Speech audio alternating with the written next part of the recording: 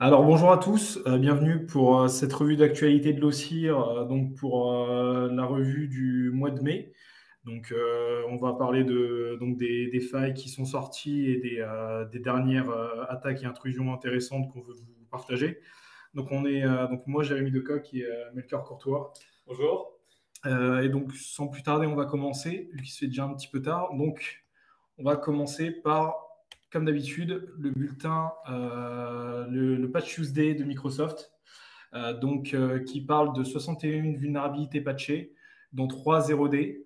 La première qui est un bypass des mesures OLE dans Microsoft 365 et Microsoft Office. Euh, donc, euh, Qu'est-ce que OLE en fait? C'est une technologie qui permet de lier et d'intégrer des objets entre des applications Office.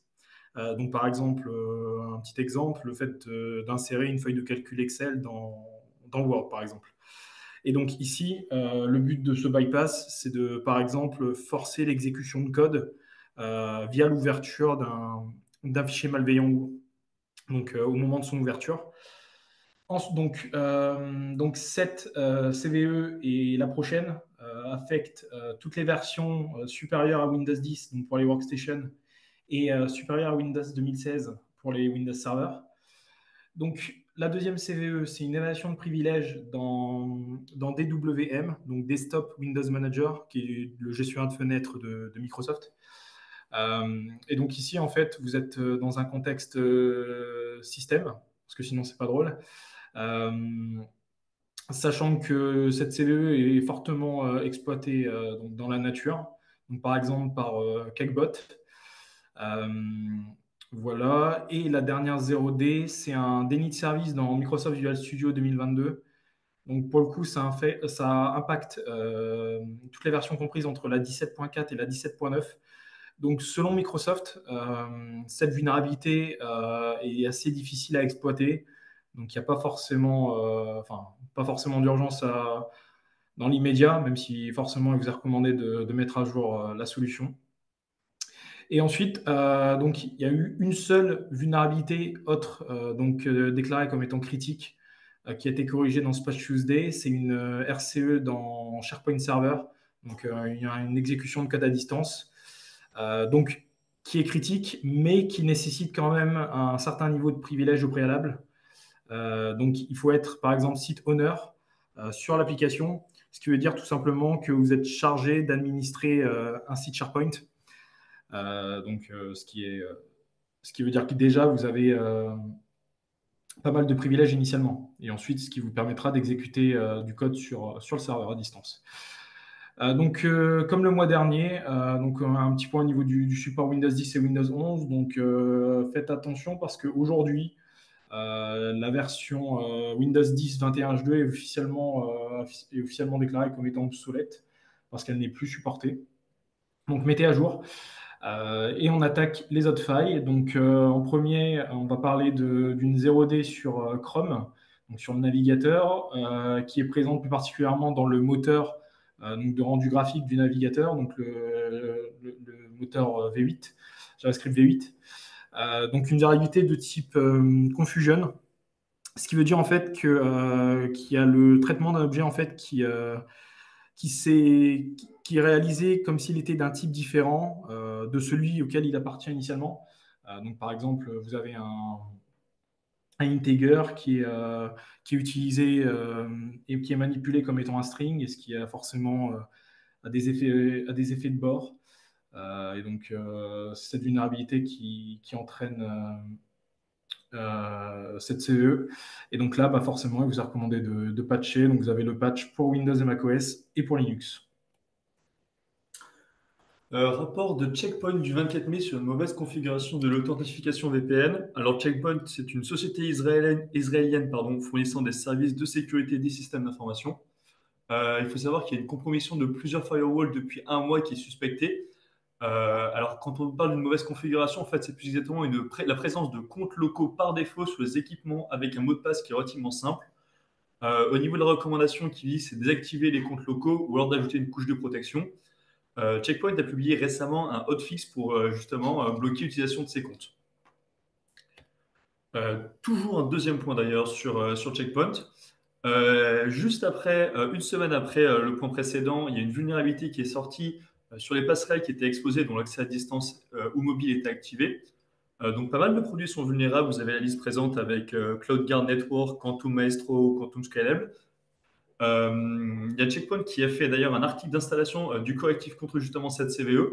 Dans le rapport qui était indiqué, ils indiquent bien que cette vulnérabilité permet à l'attaquant d'énumérer et d'extraire des hashes de mots de passe pour tous les comptes locaux, y compris les comptes utilisés pour se connecter à l'Active Directory, et que les mots de passe faibles peuvent déjà être compromis, ce qui entraînerait des abus et des mouvements latéraux au niveau du réseau.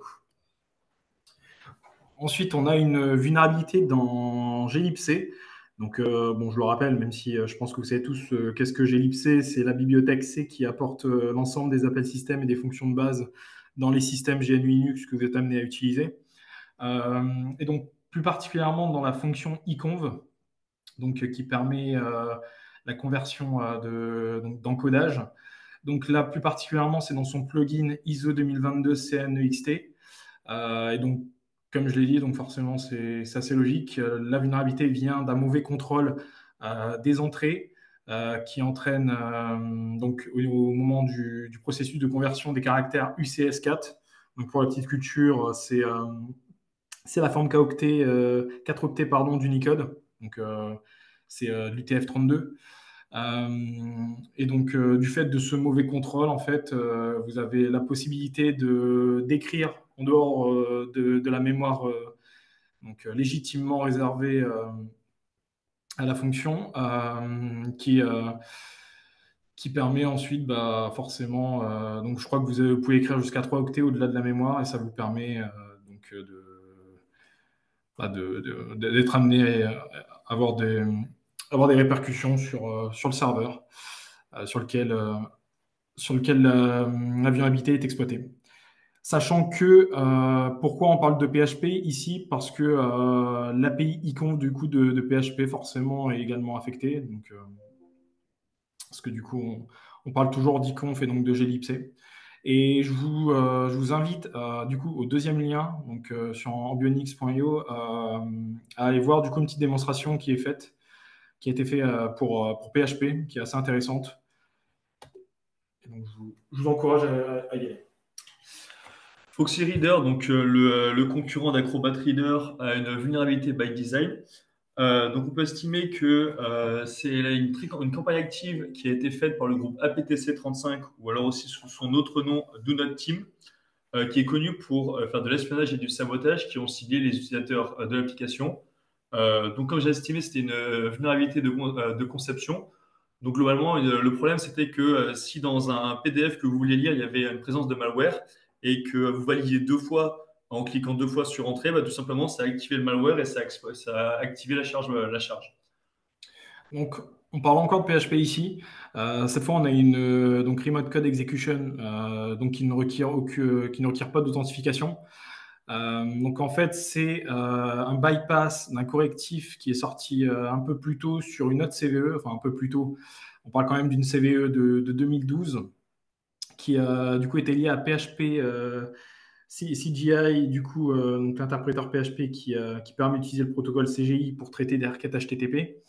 Et donc, en fait, ici, un peu comme notre faille, donc la faille dans glibc, via des séquences de caractères spécifiques, vous avez donc la possibilité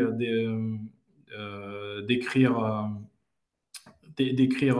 dans des endroits qui sont réservés et qui vous permettent du coup d'obtenir votre RCE. Et donc cette vulnérabilité en fait est liée à la présence de best fit mapping qui du coup by design euh, inclut cette vulnérabilité. Et donc vous avez les versions correctives. Donc globalement, vous voyez que ça impacte toutes les versions de PHP donc sur Windows à partir de la branche 5.x. Donc là, par exemple, je vous ai mis les dernières versions donc, liées aux branches 8, donc pour la 8.3, la 8.2, la 8.1, sachant que on parle forcément de versions de PHP à partir de 5.x, ce qui veut dire que beaucoup de versions PHP sont vulnérables et ne sont même plus supportés ne sont même plus supportés, ce qui veut dire que vous devez faire assez attention aux versions que vous utilisez et vous pouvez éventuellement les mettre à jour si vous pouvez. Sachant que vous avez d'autres mesures correctives qui peuvent être mises en place, pardon, comme le fait de bloquer des attaques avec des rewrite rules. Donc les rewrite rules, c'est ce qui permet de réécrire l'URL donc de façon dynamique. Donc, par exemple, c'est ce qui est utilisé pour écrire les URL HTTP vers de l'HTTPS. Donc, forcer cette réécriture des URL côté serveur. Et vous avez ensuite la possibilité donc, de commenter certaines directives, donc script alias, directement. Bon, là, je vous ai mis exemple pour l'exemple. Voilà, donc sachant que via le périmètre, quand on voit le périmètre vulnérable, inutile vous dire qu'on parle quand même de plusieurs millions donc de serveurs impactés par cette faille. On a ensuite un bypass d'authentification côté Vim Backup, et plus précisément de Vim Backup Enterprise Manager. Donc c'est tout simplement Vim Backup, la solution de sauvegarde, et Vim Backup Enterprise Manager qui vous permet en fait de gérer plusieurs instances de Vim. Donc bonne nouvelle, ce service n'est pas activé par défaut, mais bon, si vous l'avez activé, forcément vous pouvez être impacté par cette faille, surtout si votre Vim Backup Enterprise Manager est exposé. Donc, il vous est conseillé de passer à la version 12.1.2.72. Et sinon, si vous ne pouvez pas, au moins désactiver temporairement le service ainsi que son API, donc Vimrest SVC. Et donc, savoir que si vous mettez à jour l'outil, vous corrigez au passage 3 autres CVE critiques qui permettent entre autres soit de leak des hash NTLM, soit de faire du relais NTLM, et également un déni de service, je crois. Prochaine vulnérabilité, c'est une vulnérabilité côté routeur. Les TP-Link Archer C5400X, qui sont très populaires dans le domaine du gaming parce qu'ils sont très performants. Faille critique permettant à un attaquant d'exécuter une RCE sans authentification. Cette vulnérabilité a été découverte par les chercheurs en sécu de chez OneKey. Actuellement, il n'y a pas de rapport d'utilisation de cette faille sur une quelconque attaque qui a eu lieu. Au niveau de la cause, c'est dû à un binaire qui exposait un service réseau vulnérable à l'injection de commande sur des ports qui sont non traditionnels. Les versions sont vulnérables et le correctif est déjà en ligne. Les versions sont présentes, pardon. Donc on a ensuite deux failles critiques, donc une côté GitHub et une côté GitLab.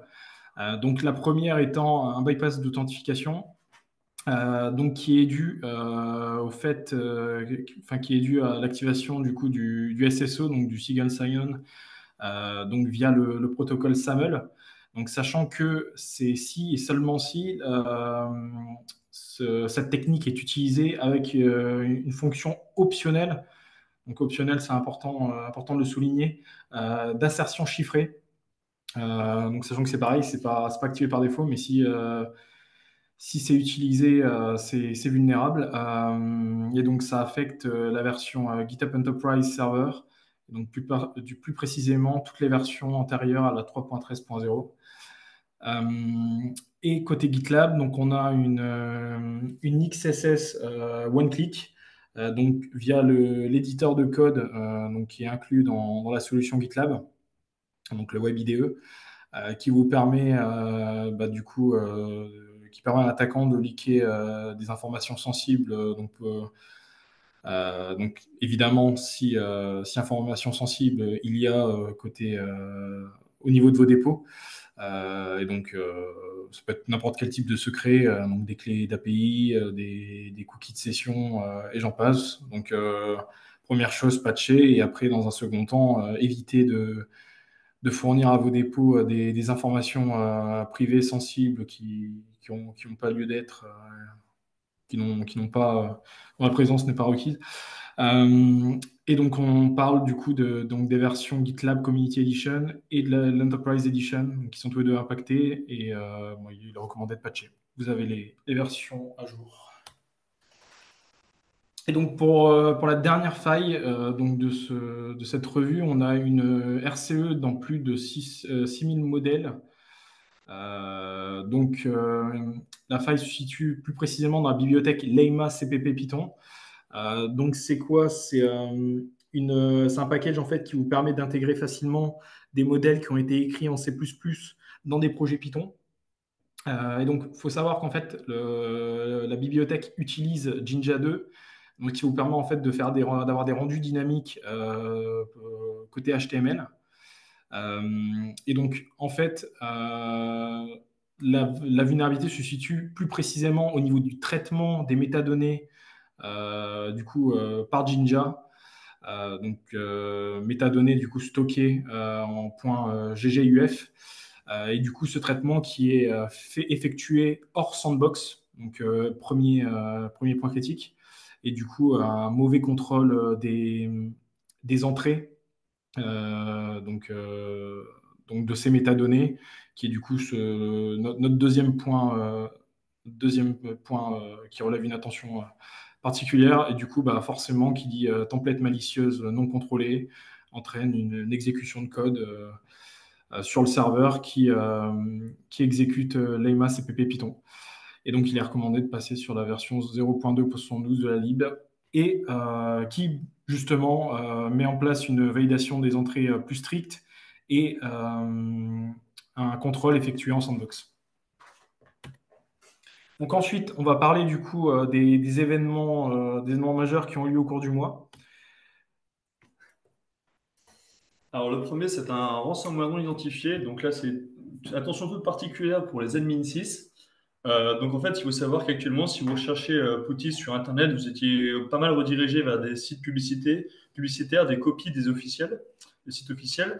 Cela vous emmenez vers un lien, vers une archive zip avec un cheval de Troie à partir d'un domaine secondaire qui vous faisait télécharger un exécutable et qui faisait en sorte que du coup derrière l'exécutable allait chercher une autre version qui vous mettait derrière un ransomware qui vous bloquait tout.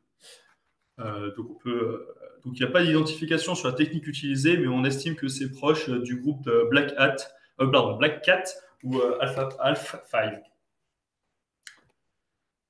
Microsoft Office, il y a eu diffusion en masse d'une version piratée de Microsoft Office. Alors, quand on peut le voir, la version, enfin, ce qui a été fait est assez propre en vrai, avec une belle interface, avec une possibilité de changer la langue, de mettre en 32, 64 bits, de choisir la version. Sauf qu'en fait, c'est un malware loader qui était connecté à un canal de diffusion Telegram ou Mastodon afin de récupérer d'ailleurs un lien Drive vers un GitHub. Et derrière, ce lien allait récupérer des rats qui allaient insérer et vous mettre sur votre système. Le gros problème de ça, c'est que derrière, si vous détectiez les malwares qui avaient infecté votre ordinateur, le module updater du Microsoft Office, du mauvais Microsoft Office, vous le remettez directement. Le ransomware du mois, Shrinklocker. Donc il utilisait l'outil BitLocker de Microsoft afin de chiffrer la victime et bloquer les options de récupération. Je vous ai détaillé exactement comment est-ce qu'il fonctionnait. Donc, d'abord, il vérifiait les prérequis de Windows Management Instrumental. Ce qu'il faut savoir, c'est que il ne s'exécutait pas si vous étiez sur un environnement XP, Vista, Windows Server 2000 ou 2003. Ensuite, il redimensionnait chaque partition locale en lui enlevant 100 mégas et il utilisait justement ces 100 mégas pour créer une nouvelle partition. Alors, c'était des partitions de type 3 qui étaient des partitions localhost. Ça lui permettait de contourner les outils de détection sur réseau. Il réinstallait les fichiers de démarrage sur la nouvelle partition. Il ajoutait les entrées de registre. Il désactivait les protections de logbit. Il définissait ensuite une nouvelle clé de chiffrement pour les partitions et envoyait cette clé sur une requête POST à l'attaquant. Et il effaçait ses traces sur les journaux et effectuait un redémarrage forcé du système. Donc le malware Monty, Monty 1, Monty 2, Monty 3, c'est bien 3 victimes du malware Monty dans la nuit du 12 au 13 mai dans la ville de Pau. C'est l'aéroport de Pau-Pyrénées, l'école de commerce et le campus numérique qui ont été affectés. Donc il y a eu une rançon qui a été demandée, qui n'a pas été payée conformément à ce que demande l'État, ce sont des entités étatiques. Mais les informations volées ont malheureusement été mises en ligne, donc prudence, parce que derrière, on a des documents administratifs, des factures, des bilans RH et des informations plus personnelles relatives aux salariés et aux étudiants. Fuite de données chez Zadig et Voltaire, donc 6000 comptes qui ont fuité. Les données, ont été volées en novembre 2023 et mis en ligne récemment, donc le 5 juin exactement, sur le site Bridge Forums. Donc c'est le retour de Bridge Forums pour ceux qui n'ont pas suivi. Donc on n'a pas eu d'informations sur la technique d'obtention de cette base de données. Sur les contenus de la base, c'est des informations assez standards, donc nom, prénom, adresse mail, numéro de téléphone, date de naissance et carte postale. Donc ce qu'on peut recommander à tout le monde, c'est de changer son mot de passe dessus, sur le site de Zadig et Voltaire. Telegram, grosse fuite, donc 361 millions de comptes. Alors, c'est assez étonnant. Ce qu'il faut savoir, c'est que Troy Hunt, le responsable de Available Inbound, a reçu une base de données de 122 gigas de la part d'un acteur inconnu qui a fait une sorte de scrapping sur plus de 500 canaux Telegram et qui a récupéré donc 361 millions de comptes, dont 151 millions qui sont ajoutés pour la première fois. Donc n'hésitez pas à aller faire un tour dessus pour savoir si vous, de votre côté, vos informations ont fuité, enfin, plus votre mot de passe, parce que derrière, voilà, le site a été mis à jour avec la nouvelle base. Et Troy Hunt a indiqué lui-même avoir passé pas mal de temps à vérifier du coup ces informations pour être sûr qu'elles étaient vraies. Ticketmaster, grosse vulnérabilité au suite, une des plus grosses qu'il y a eu. 500 millions de comptes qui ont fuité. Donc là, il y a une violation d'accès le 20 mai et mise en monde des données le 27 mai, selon Live Nation, donc le propriétaire de Ticketmaster. Donc c'est une revendication par le groupe Shiny Hunter et une demande de rançon. Donc la demande de rançon était de 500 000 dollars. Sachant que les données qui ont été volées sont des données standards, nom, mail, numéro de téléphone, adresse, plus numéro de carte de crédit, l'information qui est un petit peu plus délicate. Ticketmaster ne confirme pas la violation, ce qui est assez étonnant, et indique mener l'enquête avec les autorités australiennes pour identifier d'où vient le problème. La cyberbombe de Nouvelle-Calédonie. Donc là, c'est une cyberattaque qui est d'ampleur inédite selon eux, qui a été réalisée le 22 mai. Donc c'est un attaque de type DDoS avec un email bombing entraînant le crash du serveur. Donc l'attaque n'a pas été revendiquée, mais les IP pointent vers la Russie. Donc beaucoup suspectent le Kremlin, mais pour le coup, on n'a aucune confirmation. Il faut savoir que l'effet a été spectaculaire à leur niveau avec le DDoS, mais par contre, il n'y a pas eu de grosses conséquences. Nouvel type d'attaque au niveau du DNS bomb. Donc, c'est un nouveau type de DDoS DNS. C'est une attaque de type PDoS, donc Pulsing Denial of Service. Donc, le but, c'est d'accumuler les réponses DNS pour libérer simultanément vers cible, ce qui fait tout à fait l'effet d'une bombe. Donc, on a un facteur d'amplification de plus de 20 000. Donc, globalement, ils ont fait une simulation à petite échelle où ils avaient estimé qu'ils avaient réussi délivrer environ 9 gigas par seconde sur un système et qu'il avait complètement fait tomber. Les services les plus vulnérables par rapport à cette attaque sont les services DNS évidemment et les services CDN qui sont réseaux de diffusion de contenu. Il est recommandé d'appliquer des limitations sur le nombre de requêtes maximales par client afin de pouvoir justement empêcher cette attaque.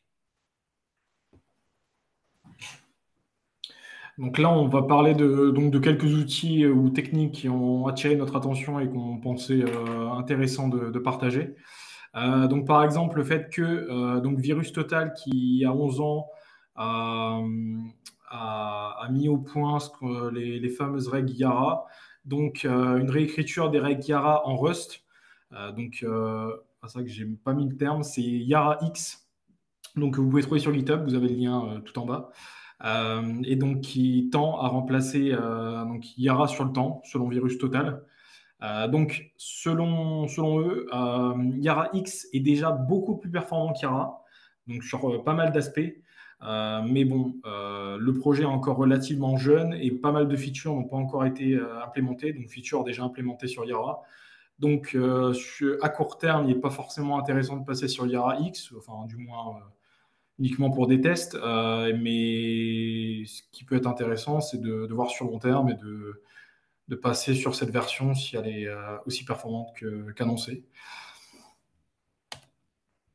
Voilà, puis juste pour rappel, si jamais, donc les règles Yara, c'est ce qui vous permet d'identifier et de classifier donc, des malwares en fonction de leur propriété. Ok, donc ensuite, côté Blue Team, Donc, sachant que l'outil d'avant peut être aussi dédié à la threat Intel. Ok, donc côté Blue Team, un outil qui vous permet de détecter donc des machines virtuelles qui auraient été cachées sur VMware OSXi.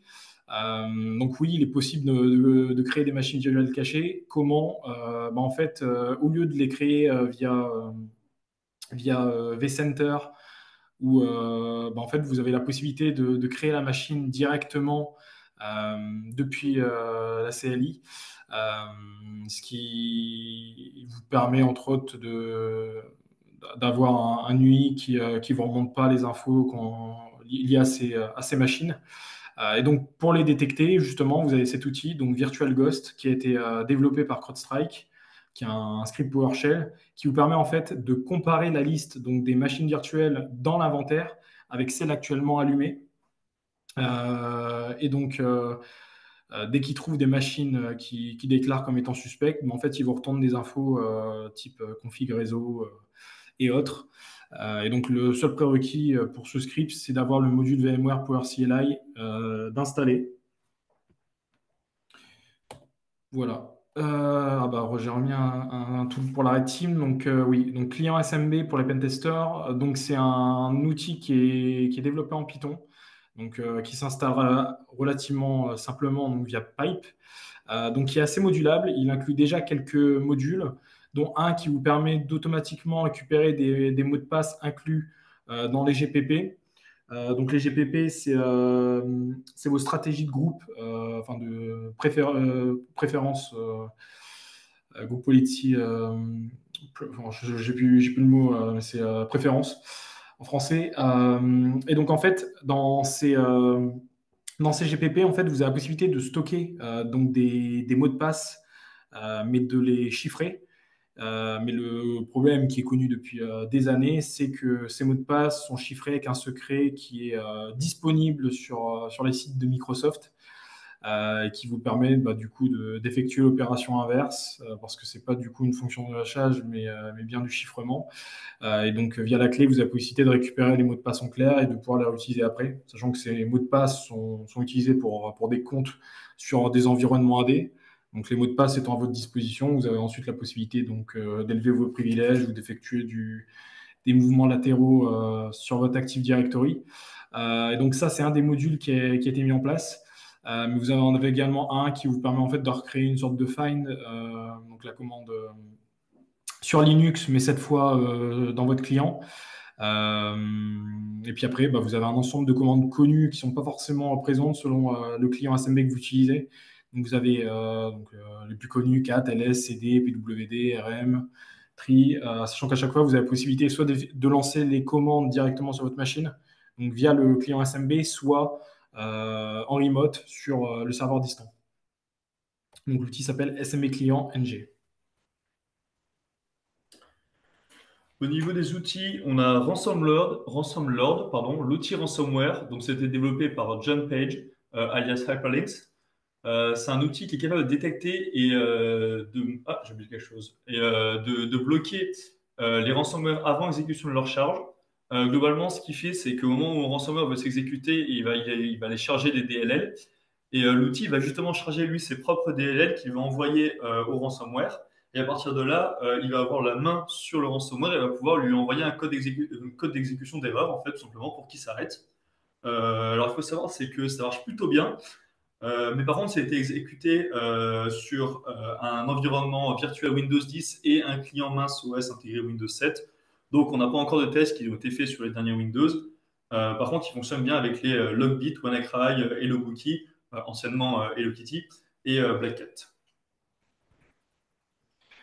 Et en dernier outil, on va parler donc de Kaspersky Virus Removal Tool, donc qui avait déjà sa version Windows, mais maintenant qui débarque sur Linux. Donc forcément outil développé par la société russe Kaspersky, qui vous du coup permet d'analyser votre machine donc à la recherche d'artefacts ou de logiciels malveillants qui seraient installés sur votre machine. Donc sachant qu'il n'effectue pas de surveillance en temps réel, ce n'est pas un EDR, et il propose du coup s'il trouve des choses un peu suspectes ou malveillantes, il vous propose de les nettoyer après. Sachant qu'il fait d'autres choses, hein, parce qu'il fait par exemple de l'analyse mémoire, il fait de l'analyse des objets de démarrage, des secteurs d'amorçage. Il va assez loin, sachant que il analyse tout type de fichiers, donc quel que soit leur format, y compris y compris. Oui, ok. Et donc, il fonctionne sur globalement toutes les distributions Linux, donc Debian, Ubuntu, Red Hat Enterprise Linux et j'en passe. C'est une version portable, donc il n'y a pas d'option d'auto-update, c'est-à-dire qu'à chaque fois que vous l'utilisez, il faut réinstaller la dernière des versions disponibles. Et vous avez la version CLI ou avec interface graphique si vous le désirez. Donc ensuite, bon, on n'a pas beaucoup de points, on n'en a qu'un dans cette partie. Donc c'est le fait que Apple a refusé de rémunérer donc un bug bounty qui a justement été découvert par Kaspersky Lab. Donc au total, c'est 4 vulnérabilités qui ont été découvertes dans l'iPhone, donc les 4 de type 0D. Donc ce qui est assez drôle, c'est qu'en fait, bah, ces 4 vulnérabilités, elles ont été trouvées parce que utilisé pour espionner justement les employés de Kaspersky. Donc si vous ne comprenez pas pourquoi, bah, c'est en fait lié à l'opération triangulation qui s'est déroulée en 2023. Donc on en avait parlé l'année dernière dans une conférence de l'OCIAR. C'était en fait une campagne donc, de cyberespionnage qui avait fait énormément de bruit, qui a en fait ciblé particulièrement les appareils iOS. Et donc, ça avait été mis en lumière justement par Kaspersky. Et en fait, bah, le but de bah, il a été découvert que des iPhones de membres assez importants en Russie et autres étaient justement bah, utilisés pour espionner leurs possesseurs. Et donc, ce qui est assez drôle, c'est que ces vulnérabilités justement utilisées par l'opération de triangulation, du coup, ont été utilisés par Kaspersky Lab pour réclamer un bug bounty. Donc Apple leur a refusé. Donc pourquoi? Je ne pense pas que c'est des suites de l'opération, mais parce que surtout qu'Apple a démenti avoir participé, avoir aidé les États américains à backdoorer leur appareil. Mais je pense que c'est plutôt motivé plutôt par le contexte géopolitique actuel, donc forcément donc le conflit Russie-Ukraine qui maintenant se transforme un peu en conflit Russie-États-Unis, donc ce qui justifie un peu ce choix côté Apple. Donc, mais bon, la question se pose quand même, c'est est-ce que c'est judicieux de se mettre des bounty hunters à dos, sachant que Kaspersky leur montre quand même pas mal de vulnérabilités, et sachant que si Apple refuse de les rémunérer, bah derrière, ils ont intérêt, enfin, de leur côté, je pense, à les vendre à quelqu'un d'autre qui, pour le coup, en ferait un usage un petit peu plus malveillant. Donc, est-ce intéressant ou pas? Je ne sais pas. Donc voilà, donc un petit point au niveau des conférences. Bah, du coup, le stick qui s'est déroulé début juin, le Cyber Show Paris, la DEFCON Paris, donc qui a eu lieu aussi, comme vous pouvez le voir, c'était hier. Et donc à venir, passe de solde début juillet et le hack. Et ensuite, on finit avec, comme d'habitude, les points divers et trolls. Donc, il n'y en a pas beaucoup, vous inquiétez pas. Donc, le premier, c'est un outil qui vous permet de vérifier les liens que vous recevez.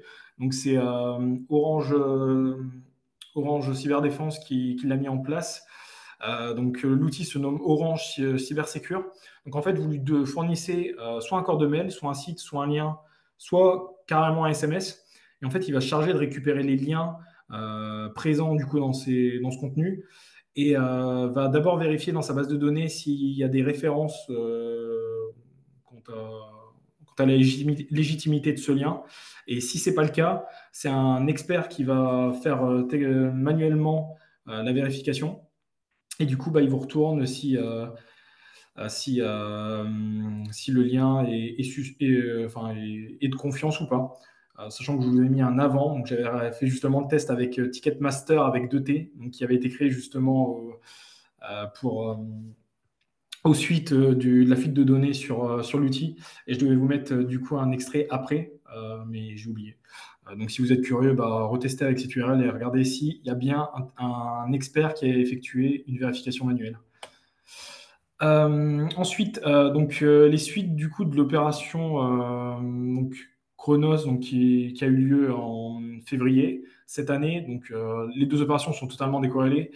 Mais donc, une autre opération a eu lieu, donc l'opération Endgame, qui a été menée du coup fin mai 2024, qui a été également coordonnée par Europol, comme pour Chronos. Et donc, c'est 7 pays, si je ne m'abuse, non, c'est 6, qui ont aidé, qui ont participé à l'opération. Donc, on a la France, l'Allemagne, les Pays-Bas, le Danemark, le Royaume-Uni et les États-Unis. Sachant qu'en France, c'est la section J3 de la lutte contre la cybercriminalité du parquet de Paris qui, qui a participé avec l'aide de l'OFAC et de l'ANSSI, donc qui s'est plutôt, elle, occupée de l'identification et de la notification des victimes, auprès des victimes. Et donc, c'était quoi le but en fait de cette opération? C'était de neutraliser l'ensemble des actifs utilisés par un ensemble de cybercriminels. Donc là, je vous ai mis des exemples, donc Bumblebee, ID, Smokeloader, Picabot, et j'en passe. Et donc, le résultat de tout ça, bah, on a quand même du coup eu la mainmise sur une centaine de serveurs et du coup également la saisie de plus de 2000 noms de domaines, ce qui du coup est quand même une réussite. C'est toujours ça de gagner. Et vous avez du coup bah, un lien qui a été fourni par Europol, enfin un rapport qui a été fourni par Europol qui est assez intéressant et qui vous parle plus en détail de cette opération. Ensuite, on a donc un cas avec Canal+, qui est un peu en conflit actuellement avec les DNS alternatifs. Donc, pour les plus connus, vous avez Google, Cloudflare et Cisco, donc avec OpenDNS. Le but ici, c'est quoi en fait? C'est de bloquer la résolution de nom, donc la résolution DNS d'un ensemble de sites illicites qui participent à du streaming illégal ou à faire fonctionner des IPTV. Donc, vous savez, ces fameux services que vous pouvez installer par exemple sur une Raspberry, sur une Raspberry Pi, qui vous permet du coup d'accéder à l'ensemble des chaînes à travers le monde.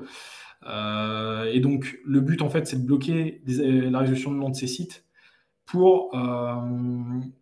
En fait, c'est Canal+ qui l'a dit, parce qu'elle veut en fait protéger, d'une part, ses droits sur la Formule 1. Et donc, en fait, si la résolution est bloquée, donc, ce qu'elle a déjà demandé auprès des DNS des FAI. Donc, s'il n'y a plus possible en fait, d'accéder à ces sites de streaming, en fait, vous serez obligé du coup, d'accéder de prendre un abonnement chez Canal+ pour pouvoir assister euh, à la F1. Bon, sachant que j'ai l'impression que Canal+ n'a pas compris que vous aviez toujours la possibilité d'utiliser un VPN et d'utiliser d'autres services DNS ou de monter vous-même votre serveur DNS. Mais bon, on lui en veut pas. Et donc, sachant que il y a une décision, cette fameuse décision justement sera prise fin juillet, et elle a déjà réussi à faire bloquer plus de 30 sites diffusant également des matchs du championnat de France de rugby, donc le top 14. Et voilà, donc ce qui peut être intéressant, c'est de voir si dans le futur, elle va faire appel par exemple à l'ARCOM, donc l'autorité de régulation pardon, de la communication audiovisuelle numérique, pour éviter dans le futur de devoir repasser par le tribunal pour effectuer ce genre de mesures, enfin pour demander ce type de choses. Euh, et le dernier point, je crois. Donc, si vous êtes curieux, vous avez un site donc, qui s'appelle searchcode.com qui vous permet donc de chercher dans plus de 75 milliards de lignes de code, ce qui représente environ 40, enfin, plus de 40 millions de projets, donc, qui proviennent du coup de plusieurs plateformes, donc Bitbucket, Codeplex, Fedora Project, GitLab, GitHub, et j'en passe. Et c'est plus de 243 langages utilisés. Et donc, en fait, vous avez la possibilité de d'utiliser des regex pour optimiser vos recherches. Vous pouvez utiliser des filtres donc, qui sont directement disponibles sur le site. Vous avez également une API qui a été rendue disponible. Et puis, ce qui peut être intéressant, c'est de chercher des choses comme par exemple password, key et autres, et de remonter des choses horribles que vous pourriez trouver dans des codes. dans des codes fournis au grand public et exposés à la vue de tous. Voilà. Donc, prochaine réunion, bah, rendez-vous du coup mardi 9 juillet pour d'autres conférences et pour la revue d'actualité, du coup, qui se focalisera, elle, sur le mois de juin. Si vous avez des questions, n'hésitez pas. Et merci pour votre écoute.